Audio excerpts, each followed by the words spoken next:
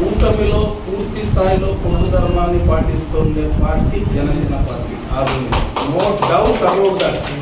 నేను ఈరోజు మా నాయకుడు మాకు ఏదైతే ఇన్స్ట్రక్షన్ ఇస్తాడో కూటమి ధర్మాన్ని పాటించి మీరు ప్రజల వైపు ఏ రకంగా నిలబడాలని మాకు ప్రతిరోజు ఆదేశిస్తాడో యాజ్ అన్ ఇన్ఛార్జ్గా నాకు ఏదైతే ఆయన యొక్క ఆదేశం వస్తుందో దాన్ని తూచా తప్పకుండా పాటిస్తున్నటువంటి వ్యక్తి నేను.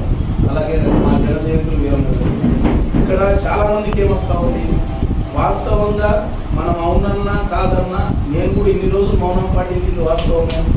తెలుగుదేశం పార్టీకి బీజేపీకి ఒక గ్యాప్ అనేది ఏర్పడింది అనేది ఇది అందరికీ తెలిసిన. ఇంకా దాన్ని సరిదిద్దడానికి జనసేన పార్టీ ఎంత ప్రయత్నించినా కూడా వాళ్ళ అభిప్రాయాలు కలవట్లేదు. నేను ఓపెన్ చెప్తున్నా, ఈరోజు వాళ్ళ అభిప్రాయాలు కలవట్లేదు. అక్కడ కాస్త ప్రజలు ఇబ్బంది పడుతున్నమాట జనసేన పార్టీ ఒప్పుకుంటుంది. కానీ ఇది ఇక్కడితో ఆగదు. నెక్స్ట్ జనసేన పార్టీనే రంగంలోకి దిగుతాం. ప్రజలకు ఏదైనా ప్రాబ్లం వస్తే వదిలే ప్రసక్తే ఉండదు. కానీ ఇక్కడ మీరు అన్నటువంటి నిధుల విషయం నేను చెప్తున్నాను. గవర్నమెంట్ వచ్చిన తర్వాత ఉన్నటువంటి స్పీడ్ వాస్తవంగా గ్రామంలో రోడ్లు వేయగలిగినాం. ఈరోజు పవన్ కళ్యాణ్ గారి ద్వారా ప్రతి గ్రామానికి ప్రతి పంచాయతీకి ఫండ్స్ ఇవ్వగలిగినాం.